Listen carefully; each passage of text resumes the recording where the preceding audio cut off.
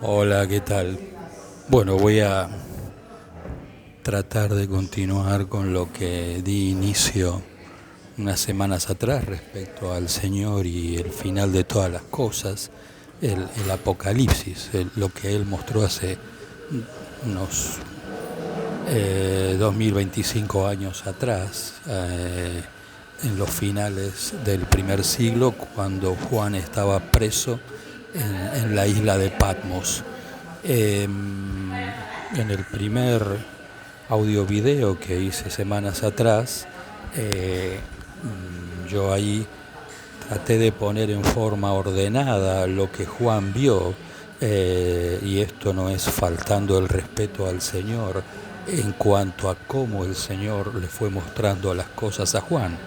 Pero si yo fuera Juan en la isla de Patmos, cosa que estoy años luz de llegarles ni siquiera a la pequeña uña del dedo meñique de su pie derecho, yo no le llego ni a la uña. Eh, pero obviamente que hay cosas que se caen de maduro, caen por supuesto. Si yo fuera Juan y estoy viendo que el Señor me muestra a una mujer que está resplandeciendo con un sol atrás y tiene una luna debajo de sus pies y dice que la mujer está encinta y el dragón está esperando que dé a luz para matar a su hijo, y luego la mujer huye y el dragón lanza agua detrás de ella como un río de agua tratando de ahogarla, de matarla a ella y por ende al bebé que está llevando con ella. Ya sé a quién se está refiriendo a los días de Herodes el Grande, cuando se entera por estos tres sabios que vienen de Oriente, personas entendidas no solo en las escrituras de sus países, sino también personas cultas y entendidas en escrituras de otras civilizaciones, en este caso la civilización judía. Ellos evidentemente tendrían rollos del antiguo pacto, del Antiguo Testamento, donde sabían que en algún momento, entre las muchas cosas que leyeron, iban a ser alguien en este mundo, y la señal de que iban a ser alguien en este mundo es que iba a aparecer una estrella en la noche, en el firmamento de la noche, una estrella que no estaba registrada. Y evidentemente estas personas sabían de astronomía y descubrieron esa estrella y dijeron, van a ser alguien en este mundo que está profetizado siglos atrás, y este va a ser el rey de Israel. Entonces vamos a adorarlo. Y así es como Herodes en Grande, que era un politeísta, un militar romano politeísta, totalmente inculto respecto a las profecías mesiánicas, se entera por boca de estos tres sabios de Oriente que el rey de Israel había nacido. Entonces todo esto, cuando Juan lo ve, dice, obviamente si yo soy Juan voy a decir, pero esto ya pasó. Pero el Señor se lo muestra para que Juan conozca lo que era antes de Juan, para que Juan supiera hasta qué punto el que estaba hablando con él era aquel que era antes de todas las cosas, era aquel que era antes de la creación de Israel, era antes de Adán, era antes de la creación del cosmos y era antes de que existieran la misma nada donde Dios, el Señor y Dios, va a crear el cosmos dentro de la misma nada a su debido tiempo, cuando lo hizo siglos atrás en el pasado. Entonces yo en el primer video, para hacerla corta, conté un poco el antes de Juan respecto al Señor, porque todo lo que el Señor le va a mostrar, aunque tiene obligadamente que hablar de terceros, es respecto a Él, porque todo el espíritu de la profecía es el testimonio de Jesucristo. Eso creo que lo dice allá por el capítulo 10, si no me equivoco, o más allá del capítulo 10 en el Apocalipsis. El espíritu de la profecía es el testimonio de Jesucristo, y lo que el Señor hace en el Apocalipsis es dar testimonio de Él mismo desde el antes de que existieran todas las cosas, desde el antes de que hubiera nacido Juan y el cuerpo de Cristo en esta tierra a partir de Pentecostés, e incluso durante Él y luego cuando Juan ya no esté vivo. Todo lo que el Señor está hablando es sobre Él, como se suele decir, es todo sobre Él, sobre su triunfo, sobre su nacimiento, sobre su antes de nacer en esta tierra, sobre su durante cuando estuvo en esta tierra. Por eso que dice que una vez que el dragón fue derrotado por Miguel y sus ángeles, y Miguel y sus ángeles derrotaron al dragón y sus ángeles, dice, gócense en los cielos porque ahora ya no está más el que los acusaba, pero hay de los moradores de la tierra, porque este va a ir contra la descendencia de la mujer, y la descendencia de la mujer es Cristo, y la descendencia de Cristo es su cuerpo, es el cuerpo de hombres y mujeres que han nacido de Dios, son hermanos del Señor y siervos del Señor, o sea, toda su iglesia a partir de Pentecostés, la cual incluye a todos aquellos a partir del aposento alto de Pentecostés, donde había unos 120, Judas no estaba, y luego Judas va a ser reemplazado por Matías. Yo sé que hay bullicio en este lugar, pero a mí me encanta esto, de poder hablar abiertamente en cualquier lugar, indistintamente de los bullicios que haga, porque prefiero lo espontáneo que va quedando claro dentro mío, y no porque esto sea revelación, ya lo he dicho una y mil veces, yo estoy hablando con el diario del domingo, pero llega un momento que el diario se hace realidad adentro de uno. El diario del domingo es la palabra escrita, pero la palabra escrita es Cristo. Cristo es la palabra que Él inspiró y quedó en el papel, pero aquel que la inspiró es aquel que estaba adentro de los que luego la escribieron en el papel. Y todo lo que Juan ve lo pasa a los rollos, en aquellos momentos, para que cuando sale de Patmos, teniéndolo escrito en los rollos y grabado en su espíritu, porque lo que se graba en el espíritu no se borra, lo que está grabado en las neuronas, cuando uno empieza a envejecer, eso se pierde, pero lo que Juan ve en Patmos no va a quedar en sus neuronas. Primeramente queda dentro de su espíritu y aparte él lo pasa al papel, porque el Señor sabía que una vez que se muriera Juan, lo que estaba con Juan volvía al Señor, lo que estaba dentro de Juan vuelve al Señor, porque cuando Juan va a morir, lo que va a pasar en ese momento va a ser que le va a entregar el espíritu al Señor y luego duerme. Entonces, si Juan durmió con el Señor, lo cual es cierto, ¿dónde queda todo lo que estaba dentro de su espíritu? En los rollos. En los rollos que Juan escribió en Patmos, que ya sabía escribir, porque Juan no se llevó un escritor con él cuando lo mandan preso a Patmos. Juan ya se va de viejo, pasado los 80, es llevado a la isla de Patmos, que era una isla carcelaria, y estando ahí, él va a escribir. Entonces, siguiendo un poco con todo esto, yo terminé en el primer video hablando de que el dragón está atado. El dragón fue atado, sinónimo de está limitado, porque gracias a que está limitado, el cristianismo ha crecido, sea a los ponchazos, sea tumbándose y parándose, pero es hasta el día de hoy la convicción más trascendente y eterna que existe, ya que el cristianismo cree en aquel que ha resucitado de entre los muertos al tercer día, y este que ha resucitado al tercer día hace más de 2000 años, unos 60 años después le va a hablar a Juan y le va a mostrar el fin de todas las cosas a este anciano llamado Juan, hermano nuestro, que está preso en la isla de Patmos. Entonces, en el primer video lo que yo hablo es, en base a lo que está escrito, obviamente, como suelo decir con el diario del domingo, lo que hablo es lo que Juan vio que era antes de él respecto al nacimiento del Señor, y lo que es durante los años que él está vivo hasta que él va a morir, y luego el Señor le va a mostrar también lo que va a pasar cuando él no esté vivo, cuando él ya haya dormido en el Señor. Entonces, a partir de acá arranco. ¿Qué es lo que Juan vio que va a suceder en el futuro? Que él ya no va a estar, pero lo pasó al papel. Él es testigo de todo lo que el Señor le muestra, que va a suceder, pero él no va a estar. Bueno, lo que él ve es que aquella bestia que arrancó en los siglos antes de él, que tiene 7 cabezas, de las cuales el Señor, cuando Juan está en Patmos, le dice, 5 cabezas ya pasaron. La que está ahora no es la séptima, es la sexta, pero esta no es la última, y la que está por venir aún no ha venido.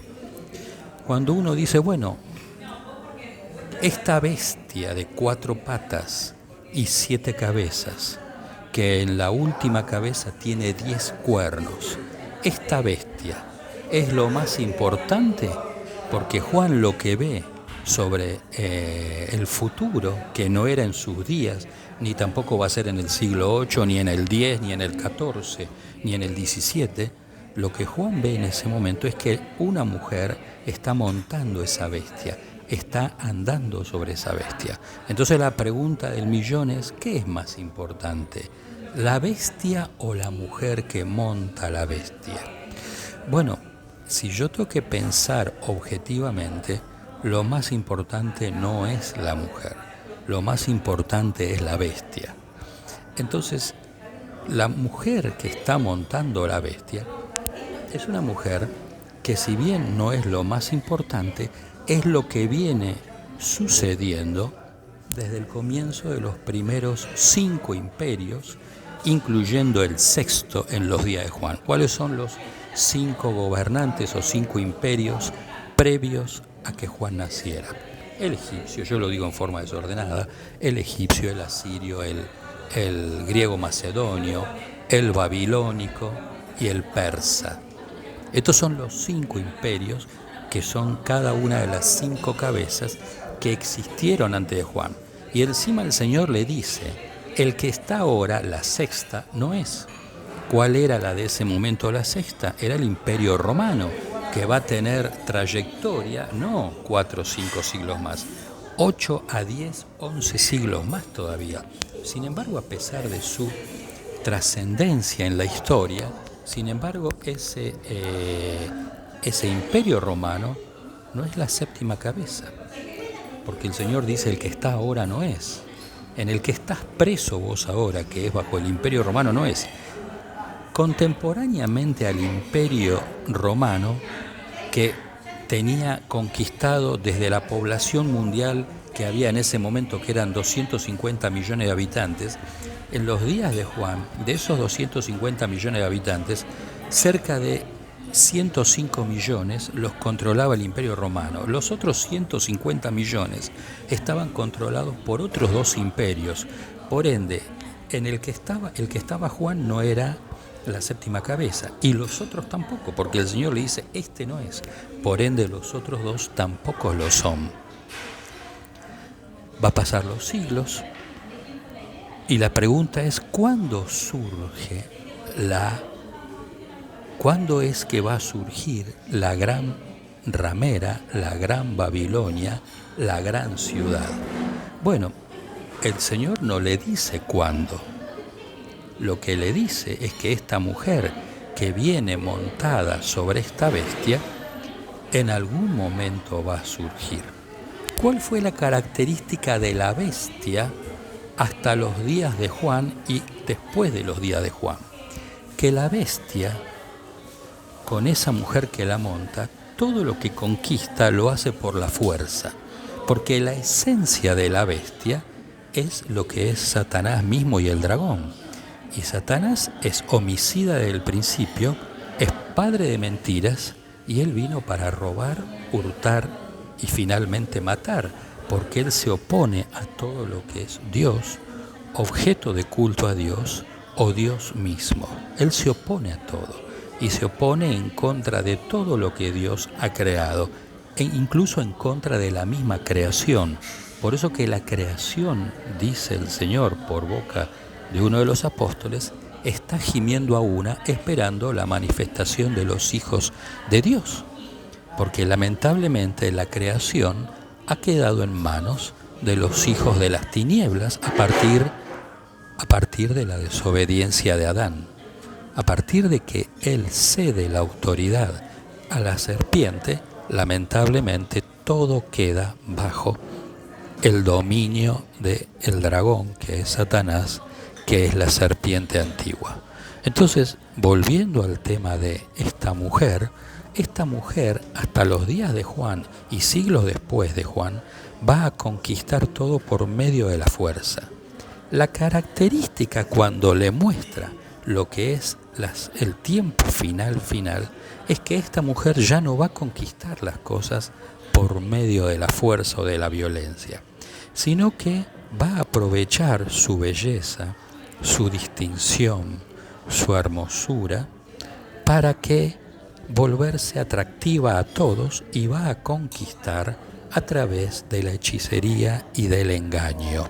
Entonces uno puede decir, bueno, entonces, si es por eso, ¿quiere decir que el mundo se va a volver cada vez más proclive a lo diabólico? No, no quiere decir eso. Quiere decir que por medio de la hechicería y el engaño va a usar el mundo de las piedras preciosas, de los metales, del marfil, el mundo del comercio de los animales, de los alimentos, de las artes, de los músicos mismos.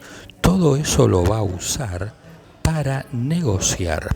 Y como ella tiene todo eso, los gobernantes del mundo se van a acercar y van a tener contacto con ella.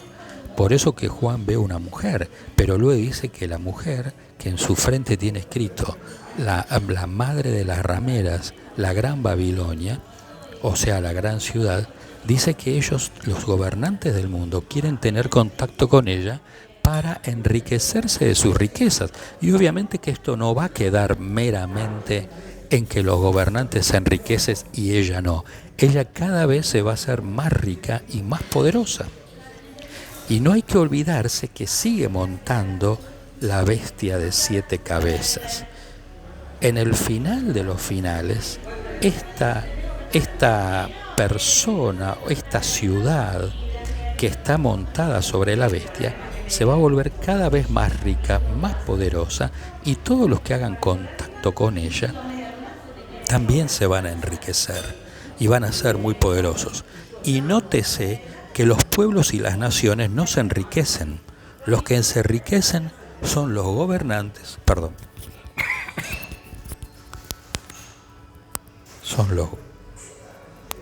que no veo bien. Son los gobernantes los que se enriquecen. Obviamente cuando hablamos de gobernantes hablamos de autoridades y todo lo que en los días ya de Juan existía, que eran los políticos. Todo lo que son las autoridades, los políticos, los gobernantes, los ricos, todos ellos se van a enriquecer aún más. Entonces, lo que el Señor describe son las características de esta gran ciudad, que hoy podríamos inferir a la fecha que es tal país o tal otro país o tal otro país. Pero esto no vamos a tener certeza absoluta de cuál es hasta que llegue su caída, hasta que llegue su derrumbe. Entonces algunos dicen, bueno, puede ser tal país, porque dice que esta mujer está sobre 7 montes, pero cuando leemos bien, dice que los 7 montes son 7 reyes. Y volvemos a lo mismo, los 7 reyes son los cuales cada uno de estos reyes son cada una de las cabezas de la bestia. Entonces los montes no son montes en el sentido tangible, montes geográficos, son gobernantes o son reyes. Y volvemos a lo mismo. Cuando dice que son reyes, hay que volver a lo que dice el Señor a Juan. 5 han pasado, el 6º no es, y la que ha de surgir aún no ha surgido. Entonces siempre estamos dando vuelta en que se está refiriendo a un imperio que es una ciudad que tiene un poderío increíble para todo lo que es, incluso las artes y la música. Entonces cuando dice que todo esto va a ser característica de esta mujer, la cosa se pone más fea todavía, porque a pesar de que Juan está viendo el futuro, que en sus días estaba a años luz, porque no va a ser en el siglo II, en el V ni en el XV, Lo que Juan está viendo es que dice que esta mujer comercializa esclavos y almas de hombres. A ese punto llega. Y cuando dice esclavos, está refiriéndose básicamente a que pueden ser desde hombres, mujeres, niños, lo que sea. Estamos hablando de almas de las personas. Pero sin embargo, a pesar de todo, los gobernantes del mundo están embelesados con la riqueza y la belleza de esta mujer. Por eso Juan la llama ramera, porque dice que ella fornica con todos. Pero se está refiriendo no a algo sexual, se está refiriendo a la corrupción, que los gobernantes, a pesar de que saben de su corrupción, hacen contacto con ella para enriquecerse más, lo cual da la pauta que los gobiernos son corruptos. No queda la menor duda que no se mantiene el poder por la vía de lo legal, sino que en general se mantiene por la vía, el poder llega un momento que a veces que se mantiene por la vía de la corrupción. Entonces, así como el Señor dice que la raíz de todos los males es el amor al dinero, lo que el Señor está diciendo es que el amor al dinero es el síntoma que va a ir creciendo con el paso de los siglos, incluso cuando aparezca esta gran ciudad, esta gran ramera que tiene contacto con todos. Siguiendo con lo que Juan ve, dice que ella no se considera viuda. Esto es tremendo lo que dice. En el poderío que tiene esta gran ciudad no se considera viuda y dice: yo nunca lloro. Yo siempre estoy contenta. ¿Por qué? Porque como ella se acuesta con todos en el sentido de que hace contacto con todos y todos hacen contacto con ella tiene hombres por doquier. Tiene hombres para tirar para arriba, como diríamos en buen léxico o en mal léxico en este país. Ella está, como quien dice, hay fila de hombres, fila de naciones que están esperando su turno para hacer contacto con ella. Por eso que ella, si bien no está casada con nadie, no se considera viuda, porque hay filas de reyes esperando y haciendo contacto con ella todos los meses, todos los años de la duración de esta gran ciudad. Y hay que tener presente que ella sigue montada y andando sobre la bestia, solo que esta mujer, a diferencia de que la bestia, las 6 cabezas anteriores, consiguieron todo por la violencia, por las armas, por la fuerza y por la conquista territorial, esta mujer es más inteligente, esta ciudad es más inteligente y trata de hacer todo por la vía comercial, y llegado el caso, si no es por la vía comercial, Juan ve que ella logra hacer las cosas incluso por el furor de sus fornicaciones. ¿Por qué? Porque esta mujer, aunque se disfraza de atractiva, de bella, de apetecible, por decir así, por debajo es una furia.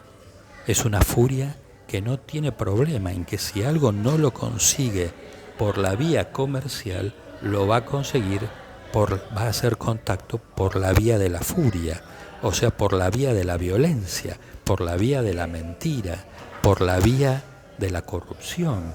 Y no tiene problema porque ya ha tenido 6 cabezas, la bestia que ella monta, donde siempre ha sido así, solo que ahora, en el final de los finales, siguiendo montando a la bestia de 7 cabezas, ahora ella se volvió astuta, previsora, inteligente, y sabe que le conviene llevarse bien con todos, pero si de repente quiere tener algo que alguien no tiene, va a mostrar realmente su naturaleza homicida, su naturaleza engañosa, la cual la tiene desde el principio. Entonces, uno pregunta, bueno, bárbaro, esta mujer hace todo eso, ¿y qué más hace? Bueno, lo que más va a hacer incluso es promover la hechicería y el ocultismo. Esto es muy llamativo, porque no tiene problemas en promover eso. Y es la base, la hechicería y el engaño es la base de su éxito. Entonces uno dice, ¿y qué se encuentra debajo de esta bestia se encuentra la sangre de los santos y de los profetas. Por eso que atribuir la característica de esta gran ciudad a tal o cual país no es algo tan fácil, o a tal o cual ciudad no es algo tan fácil. Solamente vamos a tener la absoluta certeza de que esta gran ciudad es tal o cual el día que sea derrumbada y derrocada. Entonces acá viene, todo esto que yo he hablado hasta acá es Apocalipsis capítulo 18. Entonces ahora vamos a empezar a hablar de su caída. Dice que va a surgir de la séptima cabeza que ella está montando. Esta séptima cabeza tiene 10 cuernos y dice que cada uno de estos cuernos son reyes, ergo gobernantes. Estos 10 gobernantes o 10 reyes, que evidentemente si gobiernan tienen territorios o naciones o gobiernan sobre pueblos, dice que estos 10 la aborrecen, siempre la aborrecieron. Y llega un momento que estos se van a poner de acuerdo y la van a derrumbar, desmoronar en una hora. Y durante un día se va a ver la columna de humo y fuego aún lejos desde el mar. Aún lejos desde el mar, desde muchos kilómetros, se va a ver la columna de humo y fuego. Yo personalmente creo que se está refiriendo a una destrucción de una ciudad. Esto no es alegórico, esto no es simbólico, esta destrucción. Ahora, pensemos un segundo. Lo que Juan ve es muy específico. Dice que en una hora ella es destruida y durante un día entero se ve la columna de humo y fuego desde lejos. En los días de Juan y previo a Juan, la única forma que una ciudad fuera destruida era por la intervención misma del Señor y Dios. No había otra forma.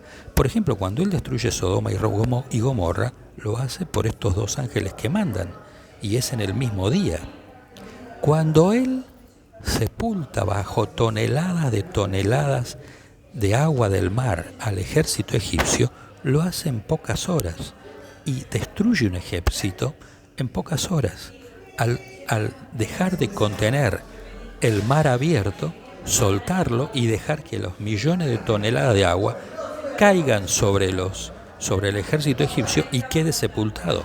Se sabe a la fecha que debajo de ese mar, en el fondo, a la fecha se han encontrado restos de carruajes egipcios. No sé si esqueletos de los caballos, pero restos de cosas de características egipcias, sí. Esto se sabe, o sea, son hechos concretos y reales. Ahora, en los días de Juan no existía forma de destruir una ciudad en una hora y que durante un día se viera esto. Sin ir más lejos, cuando Juan ve esto, lo ve allá por los 90, y ya habían pasado 20 años de la destrucción de Jerusalén, el incendio de Jerusalén y la destrucción del templo. Y la historia cuenta claramente que esto llevó entre 4 y 5 meses. Al general Tito le llevó entre 4 y 5 meses destruir la ciudad de Jerusalén con el templo incluido, porque la sitiaron según lo que el Señor les había avisado allá en el 30, cuando Él es crucificado, según qué calendario tomemos, pero mínimamente para que fuera en el año 70, el Señor dijo: no pasará de esta generación. O sea que lo tuvo que haber dicho en el año 30, que la ciudad va a ser rodeada y se va a cumplir la profecía de Daniel cuando habla de la abominación desoladora. Y esto ocurre en el año 70 por mano del general Tito, hijo del César Vespasiano, contemporáneo cuando estaba su padre gobernando como César en el Imperio Romano. Y Tito, general, hijo de Vespasiano, va a Jerusalén, la rodea y le lleva entre 4 y 5 meses destruir la ciudad. Por ende, cuando Juan ve esto es muy específico. Dice: en una hora es la destrucción de la gran ciudad, la gran ramera, la gran Babilonia, y luego, durante 24 horas, durante todo ese día, desde lejos, todos los mercaderes, los pilotos de grandes navíos, los que comercializaron sus cosas, se lamentaron, lloraron, y todos los gobernantes del mundo que tuvieron contacto con esta gran ciudad hicieron llanto y dijeron: ya nunca más nuestras almas se van a saciar de sus deleites. ¿Por qué habla de los navegantes, de las grandes naves del mar, de los pilotos de las naves? Porque las toneladas y toneladas de productos, mercaderías, habla de carros, habla de animales, habla de alimentos, habla de cosas preciosas, valiosísimas, de oro, de plata, de marfil, de maderas especiales. Dice que todas estas toneladas de cosas que durante décadas esta gran ciudad comercializó y le vendió a los gobernantes del mundo, no se podían llevar por avión. Era imposible llevarlo por avión. La única forma de llevar esto es por grandes navíos que pueden soportar 40.000 toneladas, 50.000 toneladas, todas las semanas. Los grandes navíos del mar es lo único, y lo que Juan ve es genuino. Por eso los grandes navíos y los pilotos y los marinos se lamentan y dicen: se terminó la provisión y el negocio de comprar y vender las cosas de esta gran ciudad. Disculpen. ¿Cómo es que cae? Bueno, lo acabo de decir. Lo que estoy diciendo de la gran caída es porque primero hablé del capítulo 18, tuve que decir las cosas invirtiendo el orden, porque antes de que surja la caída está el auge, el crecimiento, hasta que llega el capítulo 17, que está antes del 18, disculpen.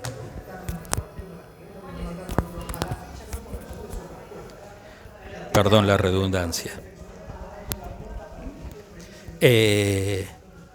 Y estos 10 reyes o 10 gobernantes se van a poner de acuerdo. Esto que sucede dice que el Señor mismo, el Señor y Dios, es el que permitió que se pongan de acuerdo. Estoy en el capítulo 17.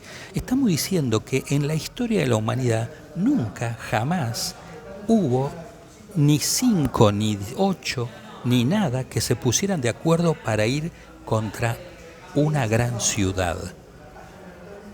Pero dice que el Señor mismo puso en el corazón de estos 10 gobernantes que se pongan de acuerdo, porque la aborrecían. Se ponen de acuerdo y la van a destruir, la van a derrumbar, la van a desmoronar en una hora. Aquí podemos decir que esto va a ocurrir a partir de que el dragón es soltado. Porque de estos 10 gobernantes, sigo en el capítulo 17, estos 10 gobernantes van a gobernar por muy poco tiempo. Pero estos 10 gobernantes son los que van a dar lugar, disculpen, son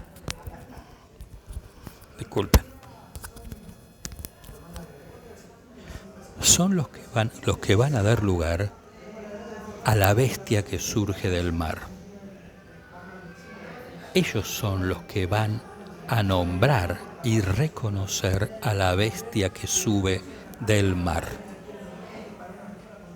Y dice que todos van a adorar al dragón.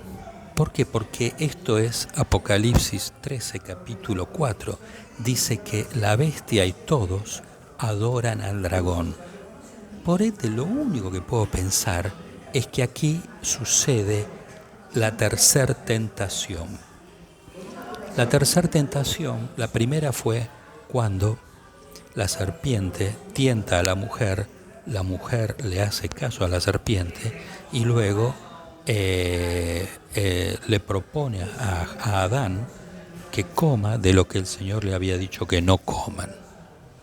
Esa es la primera tentación donde la serpiente, que es Satanás, tuvo éxito. La segunda es cuando Satanás observa que hay alguien en un desierto que lleva 40 días y 40 noches sin comer nada y lo viene a tentar. La primera tentación es la comida, La segunda tentación, perdón, no me acuerdo cuál es porque estoy hablando de lo que me acuerdo. Y la tercera tentación es cuando le dijo, si tú me adoras y me sirves, te daré todos estos reinos. Y lo llevó al pináculo del templo y le mostró todos los reinos del mundo. En esa segunda tentación, Satanás fracasa. Porque el Señor no cedió y le dijo, está escrito, solo al Señor tu Dios servirás y honrarás. La tercera, que es la vencida, como se suele decir, es cuando estos 10 reciben autoridad para ponerse de acuerdo, derrotan a la mujer y se ponen de acuerdo porque el Señor se los permite, y luego estos 10 van a reconocer a uno donde la bestia, de pasar a tener 4 patas y 7 cabezas, ahora va a pasar a tener 2 piernas y una cabeza. De esto que estoy diciendo me hago cargo yo, lo digo yo. Literalmente no lo dice el capítulo, porque acá estoy ya en el capítulo 13. Esto no lo dice, que la bestia tiene 2 piernas y una cabeza, pero tengo que pensar que tiene que ser por ahí, porque dice luego que de esta bestia, que es la más grande que surge del mar, esta bestia va a hacer que de ella surja una segunda bestia más pequeña que solo tiene 2 cuernos. Y estos 2 cuernos, dice que esta segunda bestia va a promover, le va a hacer publicidad, va a promocionar a la primera bestia y recibe autoridad para que haga milagros, para que engañe a las naciones y para que también empiece a promover una nueva forma, lo digo con mis palabras, de compra-venta. Y es que hay algo en la mano derecha o en la frente de las personas que les permite comprar y vender. Y si no tienen esto en la mano derecha o en la frente, no lo pueden hacer. Acá pueden haber 2 o 3 posturas respecto a qué es eso que está en la mano derecha o en la frente. No voy a entrar en ese tema. ¿Por qué? Porque acá yo personalmente, y de esto me hago cargo yo creo que estamos en los días de la gran ramera, en los días de la gran Babilonia y de la gran ciudad. Pero no puedo decir bajo ningún concepto si es tal nación o tal otra nación o tal ciudad, y solamente voy a poder decirlo si estoy vivo el día que sea derrumbada tal o cual o tal nación o ciudad. Y si no estoy vivo, no voy a poder verlo. Los que estén vivos en ese día van a ser testigos y protagonistas, van a decir, esta era la ciudad o el país o la nación la cual vio Juan, que fue destruida en una hora y su columna de humo y fuego subió hasta los cielos y se vio a varios cientos de kilómetros, y aún los barcos de la marina, los grandes barcos mercantes, se lamentaron y dijeron, se acabó. Y los reyes del mundo dijeron, y los gobernantes del mundo dijeron, ya no podremos más saciar nuestras almas de su deleite. No se escucharán más a sus artistas, no se escucharán más a sus músicos. Capítulo 18.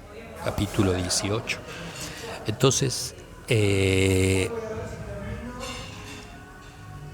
cuando surja la gran bestia del mar, de ella va a surgir una segunda bestia más pequeña que le va a hacer, si pudiéramos usar una palabra actualizada, el marketing político mundial para que todos terminen creyendo al engaño de la gran bestia.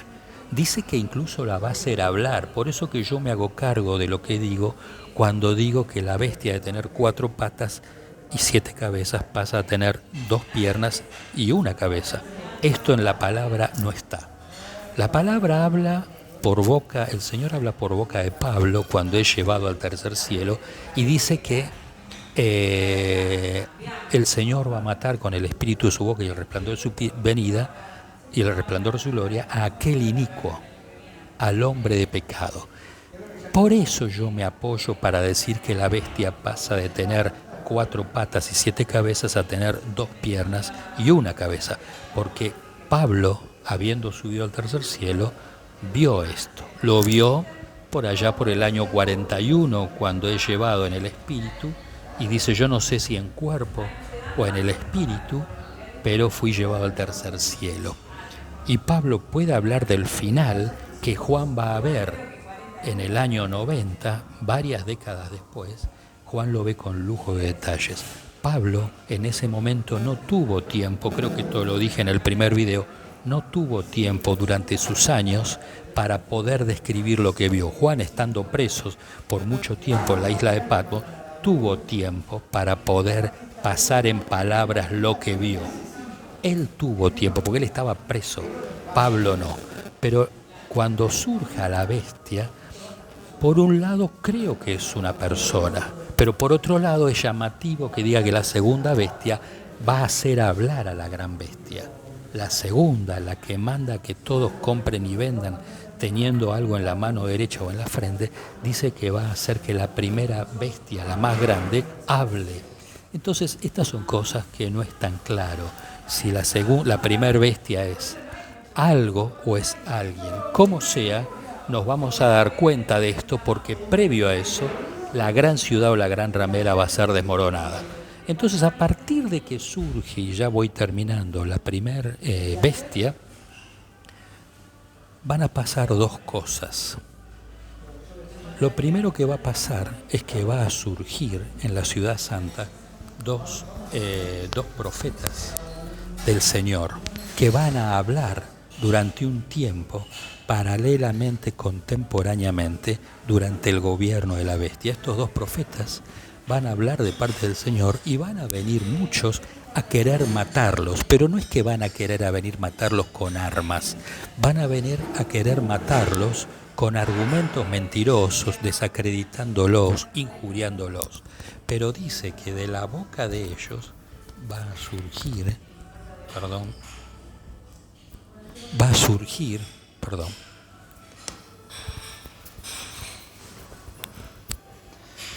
surgir fuego de su boca y los va a consumir a sus enemigos. Entonces la pregunta es, ¿pero qué son? ¿Estos 2 profetas son dragones? No, no son dragones. Estos 2 profetas están hablando con el Espíritu de Dios y lo que van a hacer es descubrir los engaños y las mentiras de estos y les van a hablar y les van a responder y van a hacer que todos estos mentirosos que vienen a desacreditar a los 2 profetas caigan en sus propias mentiras y se le vuelvan en contra y se evidencien que son mentirosos, que son injuriadores, que son murmuradores, que son mal hablados, que son en esencia mentirosos, enviados por los espíritus de este mundo, los cuales responden al príncipe de las tinieblas, y son personas que son hijos de desobediencia, que vienen a querer desacreditar a estos 2 testigos que van a estar en la ciudad santa. Conjuntamente con el surgimiento de la bestia y estos 2 testigos que pueden ser que nazcan en los mismos días que surge la gran bestia del mar o días después, va a suceder otra cosa en esos mismos días o próximos a estos. Y es que el Señor va a mandar por su ángel que sean sellados los 144.000 que son de las 12 tribus de Israel. Lo que dije de los 2 testigos es el capítulo 11. Lo que dije de los 2 testigos. Pero cuando manda a sellar a los 144.000, todos saben que me estoy refiriendo al capítulo 7 del Apocalipsis. Entonces, ¿qué es lo que va a suceder con estos 2? Con estos ángeles que vienen a sellar a los 144.000. Antes de que vengan a sellarlos, un ángel del Señor, por orden del Señor, va a decir que se detengan todos los vientos que hay en los cielos, que se detengan. Y luego también va a decir que todavía no se dañe ni a la tierra ni al mar. ¿Por qué dice esto? Porque luego de esto, y ya va a ser tema del próximo video, luego de esto sí se van a desatar, van a empezar a desatarse los 7 sellos, van a empezar a sonar las 7 trompetas y van a derramarse las 7 copas de ira.